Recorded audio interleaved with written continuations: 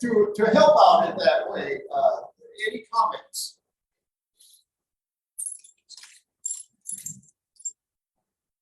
You don't have to, because there's no final exams here. But when I taught this previously, one time I asked the group to read Psalm 32.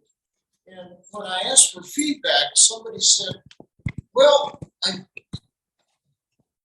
when I read the psalm, I didn't see anything like Jesus ever in compassion and his loving kindness. It was talking about righteousness. And I thought, when we hear the word righteous, we often bring our mindset to thinking of, well, what are the rules? What are the laws? What are those sort of things? And so I started to do a little bit of research on righteousness, and I came across a passage from Jeremiah, where Jeremiah says about I will gather the scattered sheep. I will bring them back to the pasture. They will be fruitful and multiply, and I will place over them shepherds who care for them. They will no longer be afraid of great harm, nor will any be missing. Setting things right. That's a positive thing, but somehow we have got in our heads that righteousness is a bunch of rules. What we bring to the scriptures often is the interpretation we give to the scriptures rather than the scriptures trying to challenge us, I think. Now, that's just an example.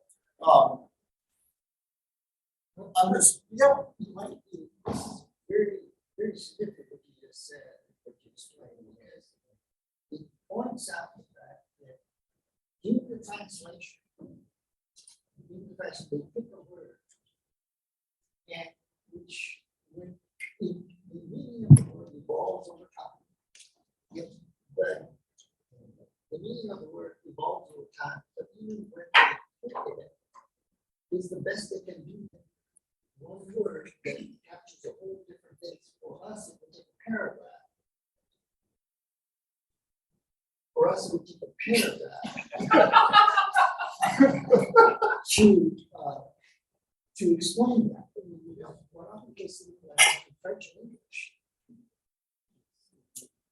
So that's the unique thing of the Bible that was intended so often.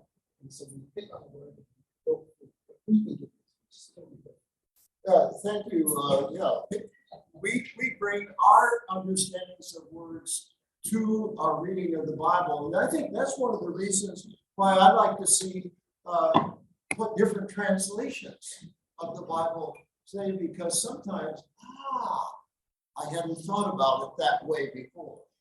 I'm going to tell you a little story kind of to begin here also that really shook me when I first had the experience. It was back in the late 1950s. I, with a group of other students, went downtown to a church in Hoboken, a storefront church. And while we were there, the one thing I remember about that visit, it looked just like a store that should have been boarded up, but along the street. And the woman that was talking to us said, one of our problems here is, how do you teach the Lord's Prayer, which starts out, Our Father, when a lot of our kids, the only father they know is that man that comes in and beats up their mother once in a while when it's going. I thought, wow. And I realized also, say, a person who had been a victim of incest. What does she feel when she hears the word, Our Father? Oops. Let's try to get this thing. Oh boy. So anyway, just kind of think of that. We'll get this act together maybe someday. So to go on ahead, is the book inspired or is it dictated? We talked about the fact we believe the Bible is inspired last week. I think the Bible is an inspired book. Now, I have some Muslim friends, and they believe the Quran was dictated by God directly to the Prophet Muhammad. There's a difference then between our understanding of the Bible and the Muslims' understanding of the Quran. And I'm not condemning one, I'm just saying we come at it differently. And I'm glad of that. I'm much more comfortable with thinking that the book is inspired than believing the book is dictated. Or even our Mormon friends, the LDS believe that Joseph Smith, I was fishing for his name for a while, Joseph Smith was directed by the angel Moroni to go under a tree, dig up the Book of Mormon, which was intact. So that's an understanding of an inspired, it was something given just the way it was. So our understanding of the Bible is inspired does have some real different meanings than for some of the other groups in the world. Any comments or questions about that before we move on? Okay, then we talked a bit last week about legalism and all. I want to follow up with the presuppositions that when we open the Bible, are we looking for a bunch of rules? Are we looking to learn about some facts? Are we looking to see how God is challenging us to live a grace-filled life? I submit that that's a difference. Real difference. Note this passage from Luke. The Pharisee stood up and prayed about himself with these words. God, I thank you I'm not like everyone else, crooks, evildoers, adulterers, and even like this tax collector. I fast twice a week. I give a tenth of everything I receive. Remember the tax collector said, oh God, be merciful to me, a sinner.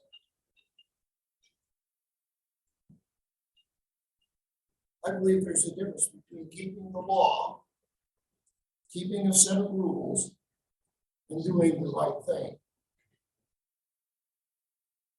Just because something is legal doesn't necessarily mean that it's moral. I remember when I was probably in college, because I think the book was written in 1957 or 53.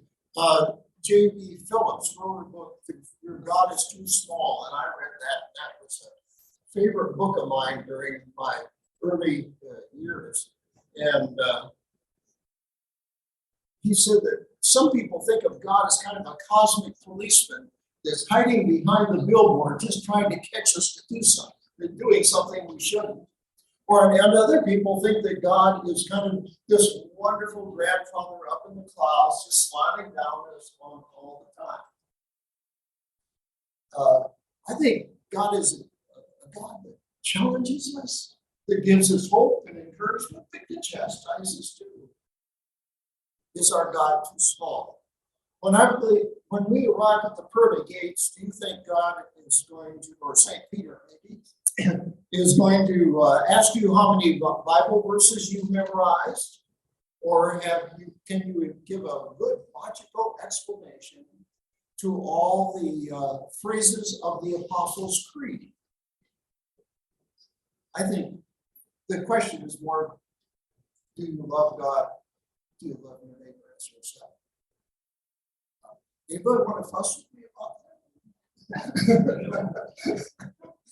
Okay. Confirmation bias. Oh, well, we kind of did something with that, didn't oh, well, you get the idea. So last week we talked about the fact that we each approach the Bible with some built-in biases, previous understandings. That's a technical term.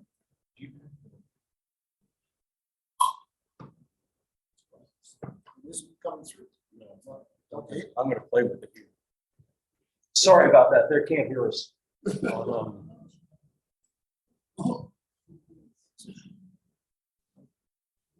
Hopefully, we'll get this thing worked out one of these days. We tend to remember passages that support what we already believe. For instance, if you the example might be the time of the Civil War time, the slavery. Those who were in favor of slavery could find plenty of verses in the Bible that support slavery because there is no direct condemnation of slavery in the Bible. Those who were opposed to slavery could find all sorts of passages say that slavery just doesn't fit with this sort of thing, that interpretations. We bring our biases to the Bible. Last week, Patrick's sermon talked about the early Christians were called followers of the way. It was what they did rather than particular verses or doctrines. I'd suggest if you think the most important thing about being a Christian is to follow Jesus, you probably particularly like Matthew 5 through 7, what we call the Sermon on the Mount. You may really like those verses from Luke, chapter 4, 18 and 19, when Jesus came into the temple after he'd been out in temptation. He came into his hometown, picked up not into the temple, into the synagogue in his hometown, picked up the scroll of Isaiah and said, "The Spirit of the Lord is upon me because he has anointed me here to preach good news to the poor, to proclaim release to the prisoners, recovery of sight to the blind, and to proclaim the year of the Lord's favor." I consider that Jesus' mission statement. And if that was Jesus' mission statement, that may have something to do with our mission. What is our mission as Christians today? However, if you think the most important thing is to have the right doctrines or to pray the right prayer exactly, then you probably like Romans 10:9, particularly all of Paul's writings, but many of Paul's writings, but particularly something like Romans 10:9, where if you believe, if you confess with your lips that Jesus is Lord and believe in your heart that God raised him from the dead, you will be saved. Now, I'd like to submit that ethics without foundations is kind of on a slippery slope. We need both. But I'll have to admit, I tend to rejoice in the Luke passage, particularly the Gospels, the Synoptic Gospels, more than I do John. If I see what I find is my interpretation of the Sermon on the Mount conflicts with something I hear Paul saying in his letters, I'll stick with the Sermon on the Mount, frankly. And that's my bias. I have confirmation bias, and I'll own up to it. And I would like to encourage you to own up with yours as well. But I'm going to give you a couple lists, and just to have some fun with. I propose that the Bible does not give any clear instructions about overpopulation, threat to nuclear destruction, global warming, moral ambiguities about biomedical research, rapidly spreading pandemics due to modern means of transportation, and information overload. Now, other than the first thing, I doubt that there's that any of the inspired writers of the Bible could have imagined any of those other things. Well, actually, they have underpopulation. Yes, somebody said that in the Genesis, it says, "Go forth and multiply." And somebody said, "Okay, God, we've done that. What do we do now?" So the idea of overpopulation could not have been conceived by the biblical writers, no matter how inspired they were. Now, just because the Bible does not have expressed specific instructions for each issue of the world doesn't mean there are not passages in the Bible that may be very relevant to some of those things.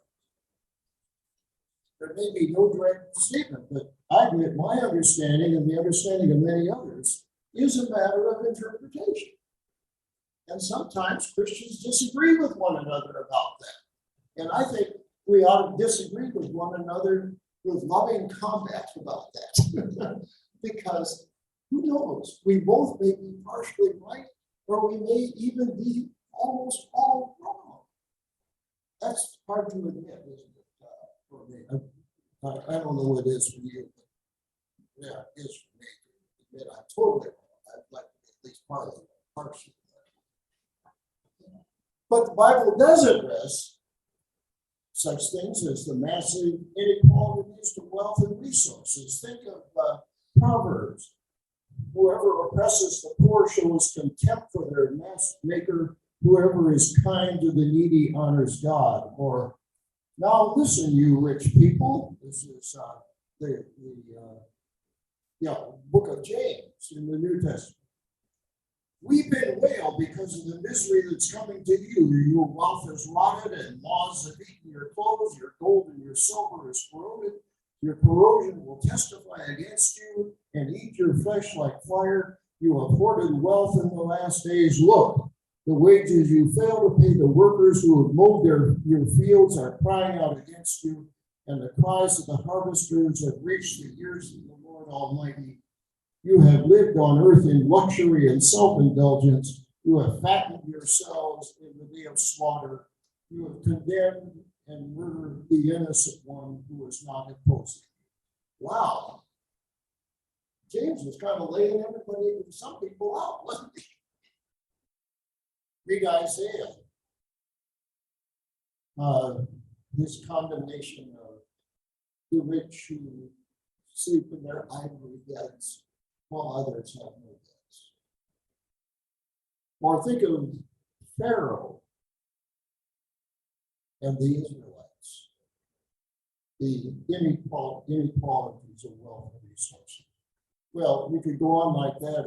I'll just mention one other, the issue of peace and no peace, hope and hopelessness.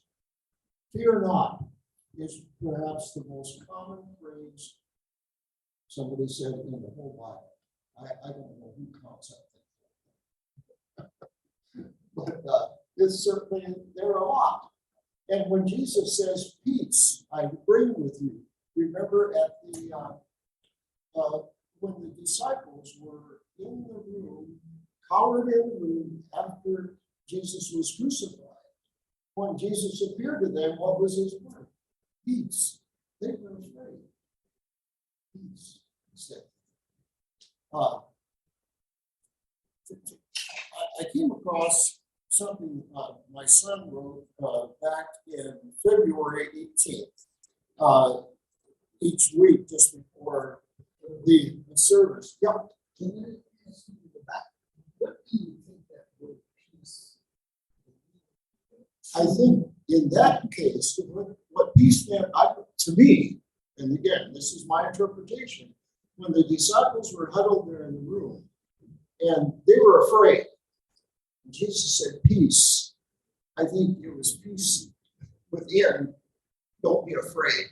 So to me, that was almost the same as saying, fear not. The choir of angels to the shepherds at the birth of Jesus, fear not. But again, I admit that's my interpretation. Yeah, makes more sense. Yeah, it's not peace in the. I think there's plenty of things in the Bible about peace in the world and peace between people, but in those cases, I think it is. Take a deep breath, folks. Listen up.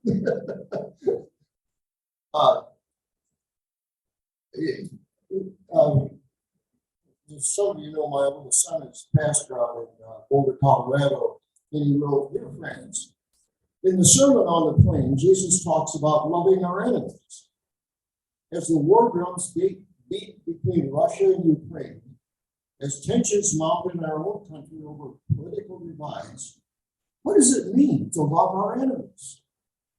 Jesus may have loved his enemies, but it didn't stop them from killing him. So as an effective strategy, it seems to be, well, wanting. What is missed about much of what Jesus said is that he doesn't give a lot of specific directions. Love God and love your neighbor. Love your enemies. And he loves to tell parables, which are not the easiest things to understand. Instead, we're invited to grapple with these things, to consider what it means to learn from such teachings, and what does it mean to live them out in our lives. I'm actually a little grateful that we're left not with a set of easy to follow instructions, but with ideas and stories that are best worked out in community. I'm glad to be part of this community to its congregation. I thought that kind of said what I wanted to say, but often my sons can say it better than I can. Any kind of comments about these lists before we head on? Because we're going to start looking at the Old Testament here. Now, which I promise will be the next thing. Yeah. Interesting. You started to read on the Sermon on the Plain. Yeah. The Sermon on the Mount and the Sermon on the Plain have a lot of similarities. It's a slope. Yeah. It's as similar as in Matthew, the Sermon on the Mount. Yes, right. Luke's Sermon on the Plain from Luke is very similar to the Sermon on the Mount. And sometimes some of the scholars say, did one of them get mixed up as where it was, or were these? But sometimes preach the same sermon in two different places too, then make it a little different from one another. But one of the things I kind of like about the Sermon on the Mount is that it says Jesus sat down to teach them. Generally, in our culture, you stand up to teach. But in that culture, if you want to speak with authority, you sat down. Now, think of the Catholic Church, when the Pope speaks ex cathedra. What is he? He is from the chair, literally. The chair has the authority. I thought, as I get older, I kind of like for a nice stool here so I can sit down while I teach. Well, the way I was taught, if he sits down, that means now comes something really, really important. Yes. Notice also when you quoted on a quote when Jesus was there in the synagogue and he quoted out of Isaiah. Okay, then he gave back the scroll, and notice that he sat down, and then all eyes were, focused on him, because now something becomes really important. Yep. And he said, "This has been done in fulfillment." Absolutely. Thank you, John. That's right on. Yep.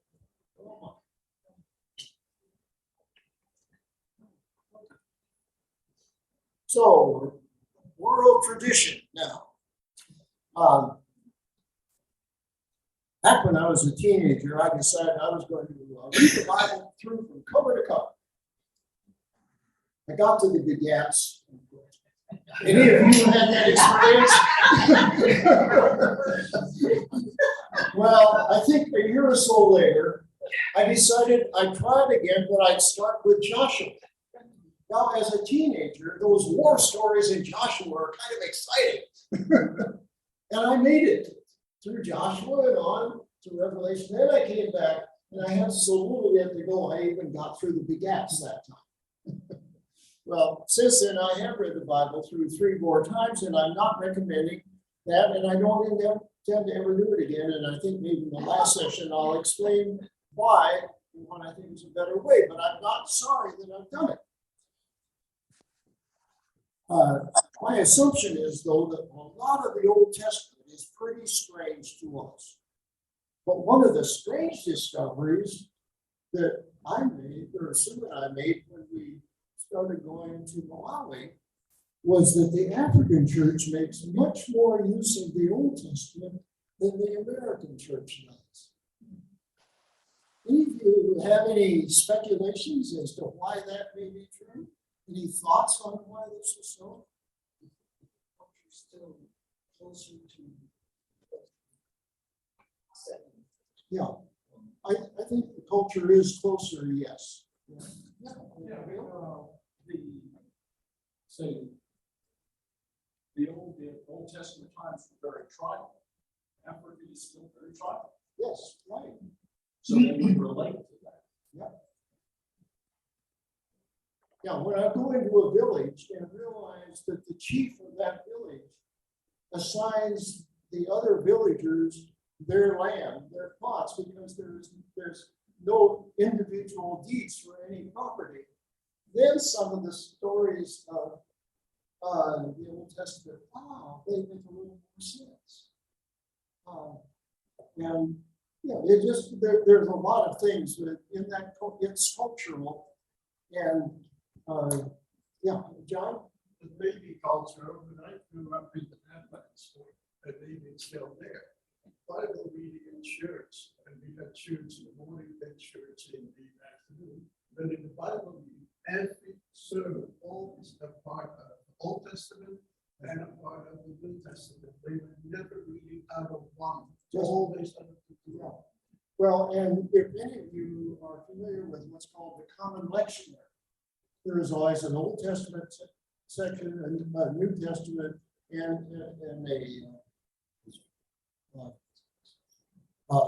psalm, and there's 4 passages, and some pastors try to work at all those.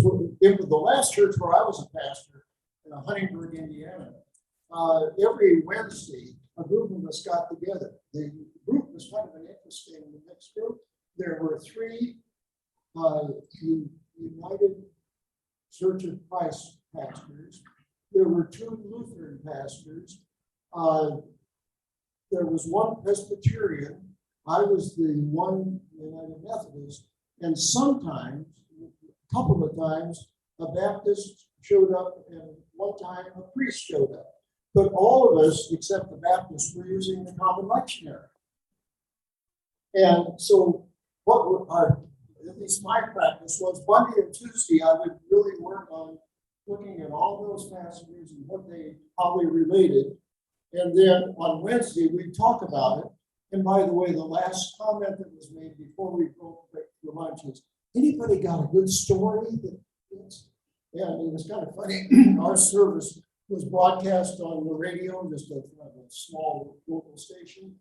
And the Lutheran pastor up just north of the county seat town said, some of my people come out of church and then they turn on your service, and then they ask me the week, well, did you steal Mather's story or did he steal yours? Anyway, just so that there's to see a little more about something a comment I made right at the beginning. The comments last week about the exile. Some of you have said the idea of exile through this pandemic really struck home.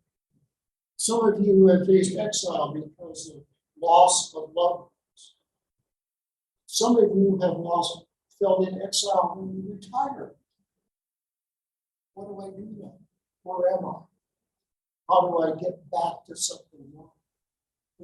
I think exile speaks in a particular way in our day that some other images may not. And I can imagine the people who live in that city in Ukraine that is getting bombed so bad. There may be some of that horrible stuff in Revelation may speak to them because of the destruction and the chaos that they are going through. Different times, different passages will speak to us in different ways. And if I was understanding what Rob was saying in the service this morning, it's that sometimes at one point in our life, divine first or passage may mean one thing, but at another point in our life, it may speak to us in a different way. It's sort of like the old idea, you can never stand in the same stream twice. It's different water. And I think, well, I'll just let that go. But although our main focus is on the Old Testament, and further sessions are going to be on the New Testaments and translations, in the end, it all really boils down to what's this got to do with us? And we'll keep facing both translation and meaning issues as we go along. So, and the Jewish tradition, with the Old Testament is argue a lot. And but the Bible itself talks about beginnings. So my claim would be that some of the stories in the Old Testament were tales told around the campfire, or maybe we put it this way. In the evening, some of the Israelites pulled up in their RVs, sat around the campfire making s'mores, took out their iPads and checked the latest text from God. No? No. However, thinking of the cultural thing in the Old Testament, when we would go to Malawi, we'd go out to the villages, and usually, if there was a borehole, a deep well, the women would come to the well, the women at the well. Somehow that passage, those stories came alive for us because we saw the women at the well. I have to tell you one little story. There was one time we took a team and we were trying to bring some dirt into the church to level the floor so a concrete skim could be put on it so they wouldn't be sitting just in dirt on the floor because they had no chairs for that church. And we saw the Malawi women carrying the dirt in buckets on their heads. And one of our women said, I want to do that. And so she had the Malawi women show her how to carry dirt in a bucket on her head and then dump it then to fill up this uneven floor. Well, then, of course, at the end of the day, she was pretty dirty. She'd been mucking around in the mud. So she walked down, probably, I would consider about the distance of a couple of city blocks to where the borehole was. There were a bunch of women there. Now, the problem with how she was going to wash her feet, particularly, was that the handle is here, but the water comes out over there. And they saw what her situation was. And one of the women got on the pump, and another one came over and had her stand where the water was coming out and washed her feet. She said, I will never read about the washing of feet in the Bible with the same feeling. It was a powerful experience for her. And just her telling us about it was a powerful experience for us. The connection that sometimes experiences that we have in life through scriptural stories can be very real. Now, some of the stories, they borrow from other cultures, and they change them to make sense through their understanding of God and in God's will. And I think of the Gilgamesh epic of what would be Upper Middle East, which stories of the flood. And in a way, there's a lot of similarities. It's older than the Old Testament, but it is different when the Israelites told it because their understanding of God was very different than that of the Gilgamesh words. So, mention one other story about cultures and things. when I was at the General Board of Discipleship, one time I contacted the Hindu temple and said, I'd like to talk to somebody about what giving means to Hindus. Because I was director of stewardship for the United Methodist Church, and I wanted to talk to people with other cultures to have their understanding.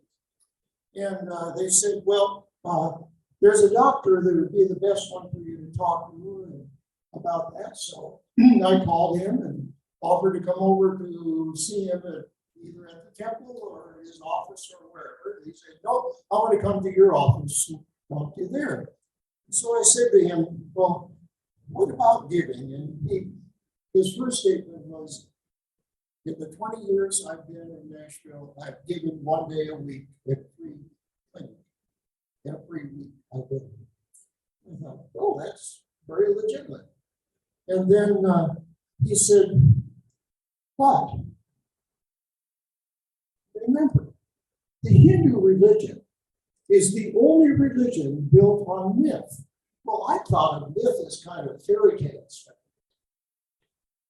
But then I realized that fairy tales often have a lot of truth. Aesop's fables are not factual, but they have a lot of truth. Jesus' parables were not intended to be factual, but stories that he told to illustrate truth. When my oldest son at his mother's funeral got up and started out, well, what I'm going to tell you is true. I'm not sure whether I have the facts straight.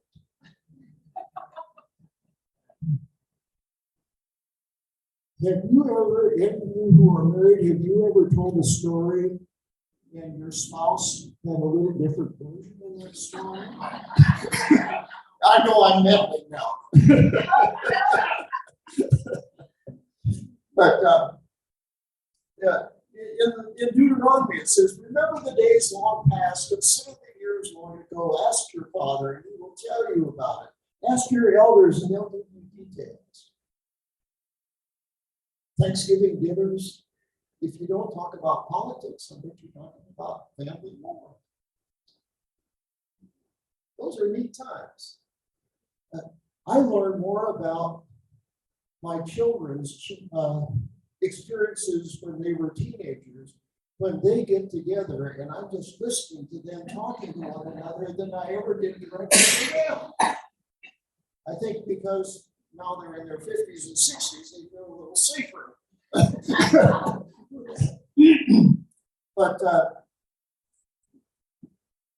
when you go out camping together as a family, if you've never done that, what stories do you want to pass on to your children and grandchildren and great-grandchildren, perhaps? Why are stories important to us? These stories are part of our identity.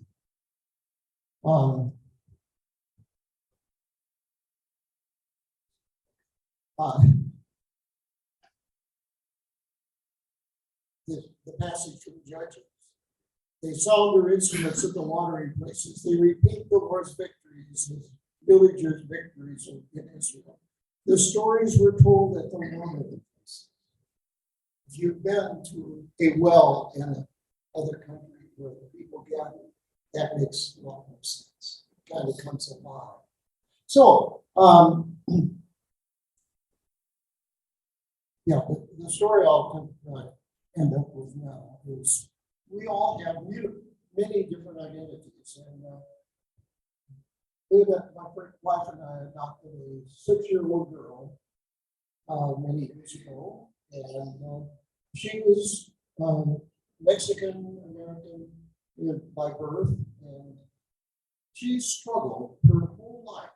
She died about 3 years ago. She struggled her whole life with her identity. And I remember one time saying, Linda, you're a Mather and you're Mexican. Both.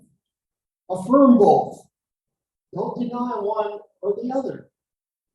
But that was a real struggle for her. Why are our identities formed? I made a comment at the beginning about the baguettes. when I was young, I didn't care much about them. But why is it now that sessions like TV programs like Finding Your Roots is so popular? Why are people checking up on 23andMe and Ancestry? And how tough it is when people, particularly say our African American brothers and sisters, who can't trace back very far because of just the reality of history here. We want to know who we are. The Israelites told their stories. The story of the Seder. When they sit around the table, my father was a wandering Arabic. They told the story of the Exodus, where the Jewish people telling the story of the Exodus, that's their story. For us, I hope as Christians, telling the story of Jesus is our story. I think with that, I will stop there to pick up again more about the Old Testament next week. Thank you.